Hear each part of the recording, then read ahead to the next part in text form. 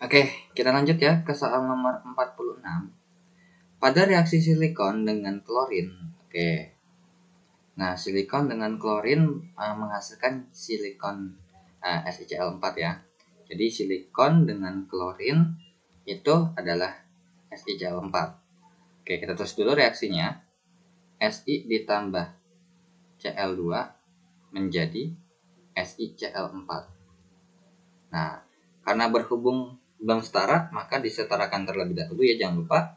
Kanan 4 Cl-nya, kirinya 2, tembak 2. Kalau untuk Si-nya sudah setara. Nah, katanya pada reaksi di sini menghasilkan klornya sebesar 50, silikonnya ini menghasilkan 50% nih katanya. Jadi dari reaksi ini ternyata cuma hasilnya ini 50% aja.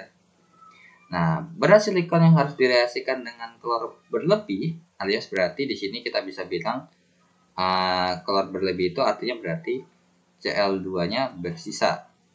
Nah, yang ditanya adalah berat silikon jadi ditanya adalah berat silikon yang harus direaksikan. Jadi di sini adalah masanya ini silikonnya ya. Untuk mendapatkan 81 gram silikon SiCl4. Hasilnya berapa? Nah, tapi ingat di sini 50% doang. Nah, berarti gini. Di sini kita bicara kalau secara reaksi itu artinya berarti harusnya 100% ya. Nah, dari sini kita dapat katakan karena berhubung ada gram, ada massa, terus ada AR, berarti untuk SiCl4 kita dapat N sama dengan G per MR. Nah, untuk G-nya adalah 85 per MR-nya itu adalah Si-nya 28 ditambah 4 kali 35,5 gitu ya. Oke, ini 35,5 ya, sorry. 35,5 berarti tinggal N sama dengan 85 per 28 ditambah 4 kali 35,5, jawabannya ada 170. Berarti di sini kita bisa dapatkan berarti N-nya sama dengan 0,5 mol. Oke, di sini ingat ini kondisi 100% ya. Ini kondisi 100%-nya. Jadi kalau misalkan 100% ini hasilnya 0,5 mol. Gitu ya. Nah, 100% nih. Sedangkan karena berhubung kita 100% nih. Sedangkan karena berhubung kita hanya butuh 50% saja, maka harus molnya berapa?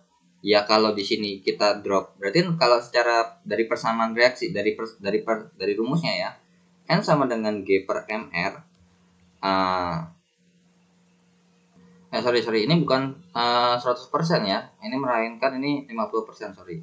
Kan di sini katanya untuk mendapatkan ini artinya berarti secara reaksi yang kita perlukan ini 50%. Jadi di sini 50%. Berarti kalau 100%-nya berapa? Nah, jadi ingat ya, dalam reaksi itu yang kita pakai adalah yang 100% gitu ya.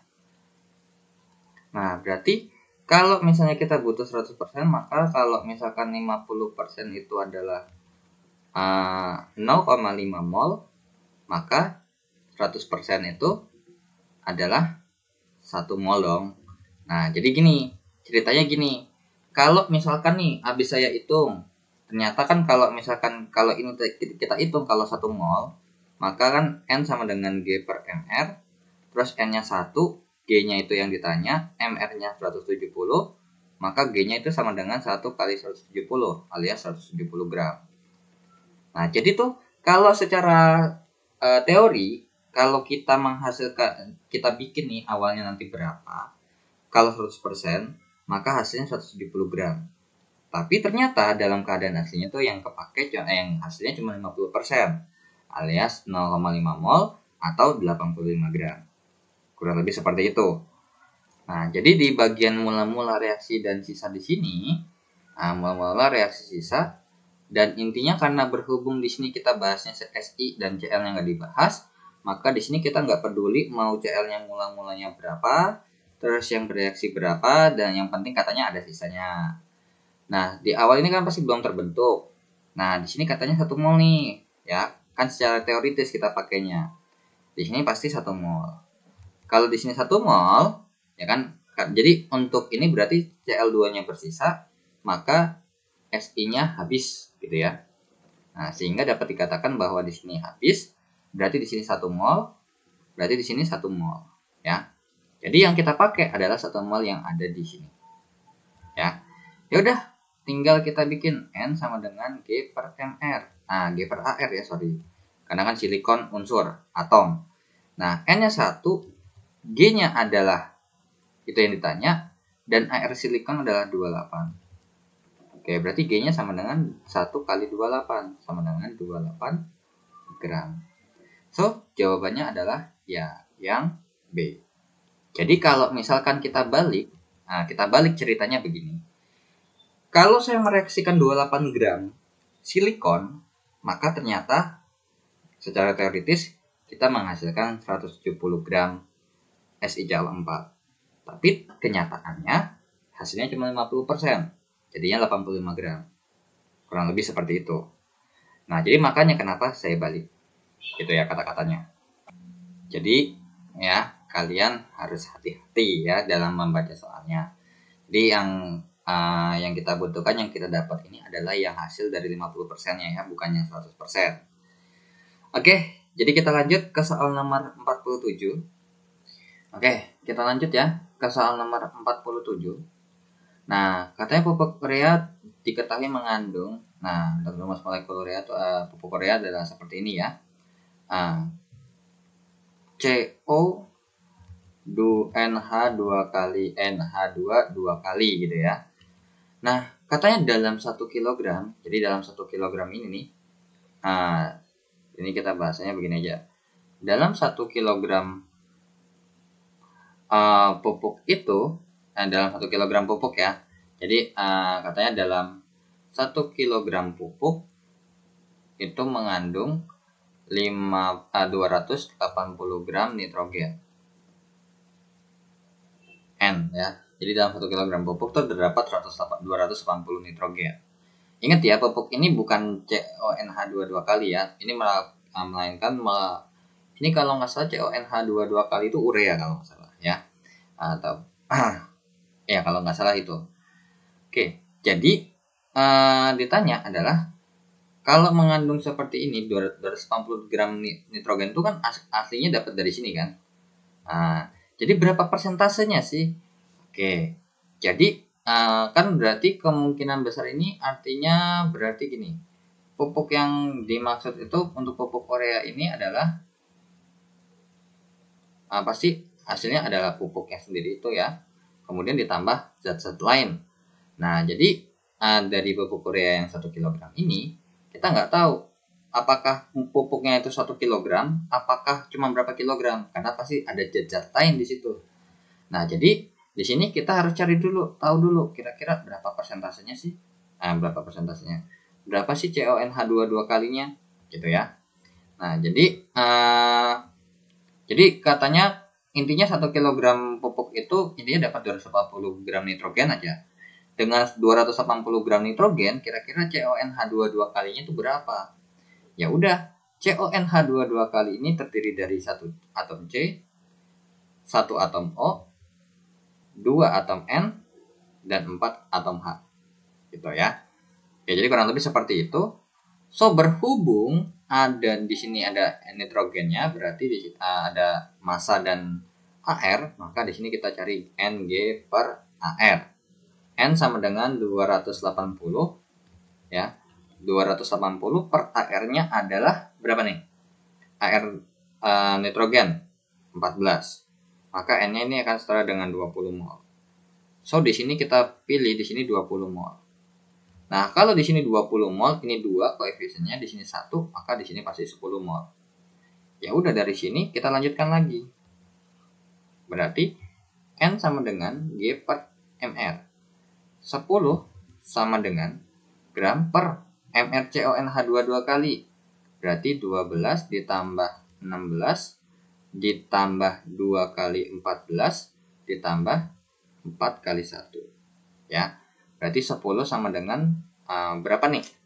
12 tambah 16 kan pasti 28 ya. Tambah 28 lagi tambah 4 hasilnya adalah 60. Berarti G-nya sama dengan 10 kali 60. Alias berarti G-nya sama dengan 600 gram. Oh, ternyata ya. Jadi nih katanya katanya 1 kilogram pupuk tuh kalau yang murni itu 1 kilogram ininya. Kurang lebih seperti itu. Tapi ternyata cuma 600 gram doang. Berarti di sini dapat kita katakan bahwa persentase kemurniannya, ingat ya, sama dengan ya tinggal 600 per 1000, karena kan 1 kilogram itu 1000 ya. Kita kalikan dengan 100%. Coret, coret, coret, coret. Berarti setara dengan 60%. Jadi pupuknya itu cuma murni sebesar 60% gitu loh. Jadi kalau misalkan 1 kilogram pupuknya itu harusnya kalau emang 100%, maka 1 kilogram pupuk urea ini mengandung 100 kalau 100% ya. 1 kilogram pupuk urea itu mengandung 1 kilogram si CONH dua kali. Tapi dalam kenyataannya ternyata pas itu ada 280 gram nitrogen, yang artinya dengan 280 gram nitrogen itu CONH dua kalinya cuma 600 gram. Berarti tidak murni 100%, melainkan hanya sebesar 60% saja. Gitu. Jadi kalau nyari kemurnian itu adalah ya tinggal secara teoritis dan secara realitanya. Gitu. Ya. Oke, kita lanjut ke soal nomor 48. Oke, kita lanjut ke soal nomor 48. Nah, katanya 48 ini campuran antara 50 ml HF 0,1 molar dan 50 ml NaOH 0,1 molar katanya menghasilkan larutan buffer. Oke, berhubung ada volume, ada konsentrasi, langsung kalian harus cari jumlah molnya. Jadi HF dulu. Berarti N sama dengan molaritas kali volume. Dan di sini berhubung karena kita menghitung dari awal ya, dari dasarnya banget, maksudnya dari pembentukan sebelum terbentuk garam, ya kita bikin anggap aja ini satuannya milimol juga nggak apa-apa ya. Soalnya kalau dimundur dari belakang itu harus hati-hati sama satuan, karena bisa aja ternyata kalau dari belakang satuannya udah mol, maka di atas ini kalau kita masukkan nggak boleh sembarangan masukin, alias volumenya harus kita ubah dalam liter. Oke, di sini 0,1 dikalikan dengan 50, maka di sini adalah satuannya 5 milimol. Kemudian untuk NaOH atau natrium hidroksida, N sama dengan M kali V, dan N-nya sama dengan 0,1 kali 50. Berarti N-nya adalah 5 milimol. Apakah kalau kita kayak gini nih, misalnya nih 5 milimol, 5 milimol, apakah kalau kita reaksikan langsung habis? Belum tentu ya, hati-hati ya. Tapi kalau misalkan di sini kalau udah biasa sering ngerjain ya, HF sama NaOH sama-sama koefisien asam dan basanya sama-sama 1 ya. Karena kan kalau misalkan ini kita uraikan untuk NaOH ya. Nah, ini kan termasuk basa kuat ya. Ini termasuk basa kuat dan ini termasuk asam lemah. Jadi berdasarkan si sebabnya HF termasuk golongan asam lemah ya, betul ya. Oke, cuman yang ini tinggal atasnya belum tahu. Nah, ini kalau kita uraikan menjadi H+ tambah F-. Di sini kalau NaOH-nya kalau kita uraikan menjadi Na+ tambah OH-. Nah, karena jumlah asam dan basanya sama, ya, maksudnya H+ sama OH-nya sama-sama 1, berarti kemungkinan besar pasti ini sama-sama habis. Ya, kalau kita reaksikan. Nanti kita buktikan lah. Ini kita cuma belajar teori aja. Ini H+ sama OH- sama-sama 1, so berarti di sini adalah sama-sama valensi 1, baik asam maupun basanya. So pasti ini habis kalau ini sama. Jadi karena berhubung sama dan pasti nanti dan habis ya, lemahnya habis, kuatnya habis, sisa garam, maka terbentuklah ya, hidrolisis. Jadi menghasilkan larutan buffer salah.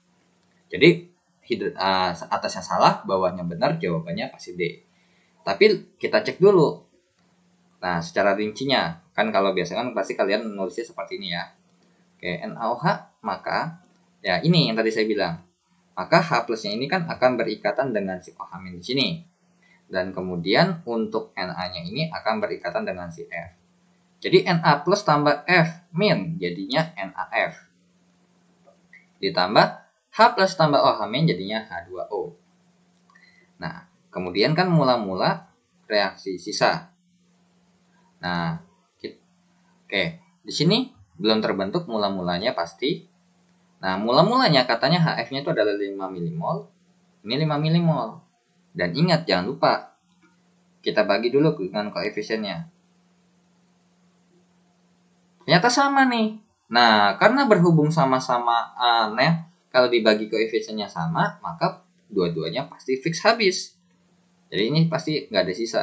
Ini 5, ini 5, ini 5, ini 5, maka terbentuklah 5. Nah, jadi dapat kita katakan bahwa berhubung yang tersisa hanya garam, sedangkan yang lemah sama kuatnya habis, hanya tersisa hanya garam, maka ini termasuk hidrolisis garam ya, soal hidrolisis garam. Kalau yang buffer yang kayak gimana? Kalau yang buffer tuh kalau misalkan sisa garam sama sisa yang lemahnya, gitu ya. Jadi gitu ya, gampang ya. Nah, jadi tinggal 5 dan ini satuannya dalam milimol semua ya, Jangan lupa. Oke, kita lanjut ke soal nomor 49. Oke, kita lanjut ke soal nomor 49. Nah, oke. Jika elektrolisis dilakukan terhadap 1 liter larutan. Oke, 1 liter larutan. Kemudian larutannya adalah tembaga nitrat ya, CuNO3 2 kali. Menggunakan elektroda karbon. Karena berhubung ada elektrodanya, berarti di sini mungkin akan lebih fokus ke anodanya. Karena kita tahu bahwa elektrolisis di anoda itu tergantung sama elektrodanya. Saya kalau soal tipe seperti ini tuh kalian bisa perhatikan kalau nggak ada elektrodanya, maka kalian lebih bisa fokus ke katodanya. Karena di katoda itu kan tidak perlu elektroda.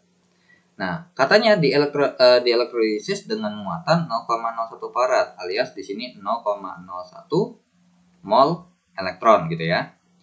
Pada pH di anoda bersifat asam, pH larutan di anoda bersifat asam. Oke, berarti di ini udah fix benar-benar fokus kita bahas tentang di anodanya aja. So, untuk katodanya kita nggak peduli, tapi nggak apa-apa ya, kita bahas saja. CuNO3 2 kali, ini akan terurai menjadi Cu2 plus ditambah 2NO3-. Nah, dari sini, maka si Cu2 plus ini akan pergi ke katoda. Nah, karena berhubung Cu2 plus ini bukan termasuk unsur logam aktif, maka yang akan terjadi reduksi si logam itu sendiri. Jadi Cu2 plus itu ditambah dengan 2 elektron menjadi Cu. Dan di sini Cu-nya berupa padatan ya. Dari larutan menjadi padatan alias berarti Cu-nya ini mengendap. Dan dari reaksi katoda ternyata tidak didapat info mengenai pH larutan, bisa asam apa basa, karena nggak ada H+ atau H-. Nah, di anoda dengan elektroda PT ya, ini elektrodanya PT, ini elektrodanya PT. Nah, karena berhubung elektrodanya karbon ya, nah, tapi tetap sama aja untuk karbon PT sama AU itu termasuk elektroda yang inert. Nah, karena berhubung elektroda inert, ya kan, terus habis itu yang tersisa yang terlihat adalah ini adalah asam oksi, yaitu adalah asam yang mengandung oksigen, atau intinya sisanya ada oksinya dah. Nah, ini ada O-nya. Nah, kecuali OH, misalnya OH- ya, kalau OH- itu ada reaksinya sendiri. Tapi kalau untuk yang kayak gini, maka yang akan terjadi oksidasi ya. Ingat, di katoda ini akan terjadi proses reduksi, even though di sel volta ya. Ini terjadi proses oksidasi. Cuman bedanya kalau di elektrolisis, katoda ini bermuatan minus gitu ya. Ini bermuatan minus, kalau ini bermuatan plus. Makanya kenapa katodanya Cu2 plusnya lari ke katoda, bukan lari ke anoda. Nah, karena berhubung tersisa asamnya ini, tersisa oksida gitu ya intinya, maka dapat kita katakan bahwa yang akan teroksidasi itu adalah airnya. Dengan persamaan 2H2O ya, dalam bentuk liquid ya, jadi yang akan terjadi oksidasi adalah oksidasi airnya ya, akan menjadi 4H+ dalam bentuk aquos ditambah oksigen dalam bentuk gas ditambah 4 elektron. Jadi kurang lebih seperti itu. Nah, di sini kenapa kok bisa kita dapatkan, mungkin kita bisa hitung pH-nya segala macam. Nah, kalau kalian perhatikan apa? Di sini ada H+ ya. Ada H+-nya. Ada H+-nya. Berarti betul tidak kalau dikatakan asam? Betul, karena mengandung H+ ya. Jadi mengandung asam. Nah, sekarang pH larutan elektrolesisnya 3-5 let's cek. Di sini kan 0,01 mol elektron ya. So 0,01 mol elektronnya ditaruh di mana? Nah, 0,01 mol elektronnya itu ditaruh di sini. Ya. 0,01 ini 0,01 mol dengan 4 di sini pasti 0,01 mol. Ya. Nah, ingat di sini larutannya 1 liter. Dan dalam menghitung pH ya, jangan lupa. Dan karena berhubung ini kita hitung H+ konsentrasi kan. Nah, alias karena berhubung H+ kita ngitung pH-nya sama dengan min log konsentrasi H+. Maka di sini H+-nya jangan langsung pakai 0,101, melainkan H+-nya kita harus rubah dalam bentuk molar dengan N per volume dalam satuan liter. Berarti di sini H+-nya sama dengan 0,01 per 1. Jadi di sini kita meyakinkan. Nah, berhubung 1, makanya gampang gitu ya. Jadi bisa langsung aja nggak apa-apa. Tapi tetap salah karena satuannya bukan mol, melainkan molar yang harus kita masukkan. Nah, atau karena berhubung log ya, kita rubah dalam bentuk dalam bentuk pangkat aja. Jadi 10 pangkat min 2 molar. Ya udah, barulah kita masukkan, berarti pH-nya itu setara dengan min log 10 pangkat min 2, dan pasti jawabannya adalah 2. So, apakah pH larutan setelah elektrolisis 3 min log 5? Salah. Melainkan sebesar 2. Nah, makanya lebih rinci lagi jadi asam ya. Nah, jadi menghasilkan pH sebesar 2. Jadi yang benar ini adalah 2 nih. So, berhubung karena atasnya benar, bawahnya salah, maka jawabannya adalah yang C ya. Jadi gitu. Nah, untuk reaksi elektrolisis mungkin kalian boleh cek di Google ya, banyak. Maksudnya apa namanya ya? Banyak kok model-modelnya. Cuman kalau kalian mau cari untuk kurang lebih pakai yang mana, kalian boleh cek video saya yang lain ya. Soalnya elektrolisis tuh hampir umum keluar. Nah, jadi kurang lebih banyak yang keluar tuh di tahun 2018 dan 2019. Kalian boleh cek tuh notes atau gambar di Google apa yang saya pakai gitu ya. Oke, kita lanjut ke soal nomor 50. Laju reaksi semakin besar dengan penggunaan katalis. Salah, karena laju reaksi itu tidak dipengaruhi oleh katalis. Benar nggak kira-kira? Benar ya, karena apa? Laju reaksi itu benar ya, semakin besar dengan penggunaan katalis, alias, dan kita tahu bahwa fungsi katalis itu adalah katalis itu dapat mempercepat reaksi intinya ya. Intinya ini katalis itu dapat mempercepat reaksi ya. Dapat mempercepat reaksi. Makanya betul, bukan salah. Tapi sebabnya salah. Kenapa? Kalau katalis dapat meningkatkan energi aktivasi suatu reaksi, salah. Kalau meningkatkan berarti butuh energi yang lebih besar. Karena berhubung membutuhkan energi suatu aktivasi lebih besar, kayak misalkan kalian butuh daya listrik supaya nyalain sesuatu itu lebih gede, otomatis makin lama dong dibutuhinnya. Jadi bukannya makin cepat, malah makin lama nih. Jadi jawabannya atas salah, bawah benar, jawabannya adalah yang C. Gitu. Nah, atau secara teoritis begini, kita tahu bahwa laju reaksi itu ditentukan oleh apa aja. Pertama, katalis ya. Nah, di sini katalis itu bukan mempercepat laju reaksi secara langsung. Jadi dia ini gunanya, fungsinya adalah untuk menurunkan energi aktivasi. Kurang lebih seperti itu. Jadi kalau misalnya kalau kita gambar grafik laju reaksi kan kurang lebih seperti ini gitu ya. Nah, dengan mungkin lebih gede atau lebih kecil ya. Ya, misalkan seperti ini deh. Soalnya kan ini produk, ini kan reaktan. Nah, reaktan itu pasti lebih kecil ya. Makin lama makin ini reaktan, ini produk. Ya, intinya kurang lebih seperti ini. Nah, maka dengan adanya katalis, gambarnya bukannya begini tapi melainkan begini.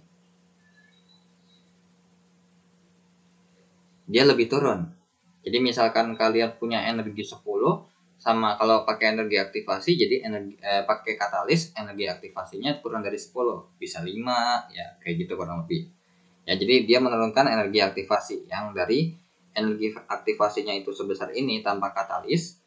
Nah, yang ini energi aktivasi dengan katalis itu kurang lebih seperti ini energi aktivasinya ya. Oke. Jadi intinya atas mau bawah yang penting kurang lebih energi aktivasi itu dari paling bawah ke bagian puncaknya. Itu pertama katalis. Yang kedua adalah pasti konsentrasi reaktan ya. Konsentrasi reaktannya. Karena berarti ini semakin besar yang direaksikan, ya intinya gini, ini semakin banyak yang direaksikan,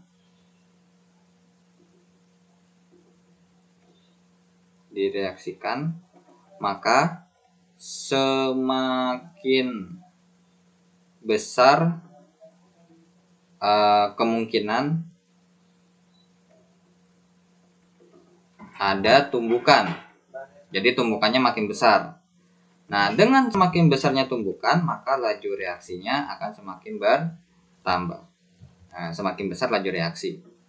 Gitu. Semakin besar laju reaksi. Kurang lebih seperti itu. Jadi laju reaksi itu diakibatkan oleh ada tumbukan gitu ya. Oke. Kemudian yang ketiga adalah luas permukaan, ya, luas permukaannya. Nah, jadi di sini semakin luas permukaannya, maka semakin besar juga kemungkinan ada tumbukan. Nah, semakin besar juga laju reaksi. Kurang lebih seperti itu ya. Nah, untuk luas permukaan di sini ada yang namanya serbuk gitu ya. Ada serbuk, ada lempengan ya. Oke, ada serbuk. Ya, bentar. Ada serbuk. Ada butiran. Ya, kalau serbuk itu pasti lebih kecil daripada butiran ya. Ada lempengan. Dan di mana semakin ke kiri sini ya, semakin ke kiri semakin besar luas permukaan. Jadi kalau ditanya mana yang lebih besar serbuk, lebih besar mana laju reaksi kalau serbuk sama lempengan, jelas serbuk gitu ya. Karena namanya serbuk itu kan banyak banget kan, pasti terdiri, kalau dibandingkan lempengan tuh cuman segini doang, misalkan lempengan tuh cuman begini, maka serbuk tuh begini kan. Nah, sehingga kalau mau numbuk pasti lebih banyak yang serbuk dibandingin sama lempengan. Kalau lempengan mau numbuk ya palingan lempeng satu dengan lempeng yang satunya lagi. Atau seperti ini, kita tahu bahwa lempengan itu kan bentuknya partikelnya kan padat gitu ya, masih rapat dibandingkan sama yang lebar. Dibandingin sama yang lebar seperti ini, maka lebih lebih mudah bertumbukan yang lebar seperti ini dibandingin sama yang rapat seperti ini. Gitu. Kira-kira ada lagi nggak faktor laju reaksi? Ada lagi. Yang keempat adalah suhu ya. Nah, kita tahu bahwa suhu ini semakin besar suhu,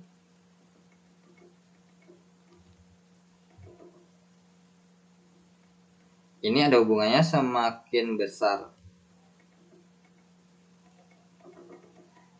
nilai energi kinetik, berarti semakin besar nilai dari si kecepatan. Jadi kalau kita hubungkan ini rumusnya dengan apa? Rumusnya adalah EK sama dengan 3/2 nRT. Ya, kurang lebih yang seperti itulah. Ini kan rumusnya ada di termodinamika ya, atau di gas ideal yang rumus energi kinetik untuk gas.